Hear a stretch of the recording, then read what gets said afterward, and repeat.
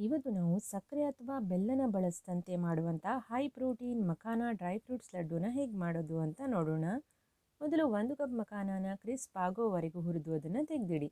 ಈಗ ಅದೇ ಪ್ಯಾನಲ್ಲಿ 1 cup desiccated ಕೊಕೊನಟ್ನ ಹುರಿದು ತೆಗೆದು ಈಗ ಆ ಪ್ಯಾನ್ಗೆ ಅರ್ಧ ಕಪ್ ಆಗುವಷ್ಟು ಬಾದಾಮಿ, ಅರ್ಧ ಕಪ್ ಗೋಡಂಬಿ, ಅರ್ಧ ಕಪ್ ಸನ್ಫ್ಲವರ್ ಸೀಡ್ಸ್, ಸ್ವಲ್ಪ ಪಿಸ್ತಾ, 1/4 ಕಪ್ ಆಗುವಷ್ಟು pumpkin seeds, 1/4 cup watermelon seeds, 1/4 cup ಒಣ ದ್ರಾಕ್ಷಿಯನ್ನು ಹಾಕಿ ಹುರಿದು ಇದು ತಣ್ಣಗಾಗೋಕ್ಕೆ ಬಿಟ್ಬಿಡಿ.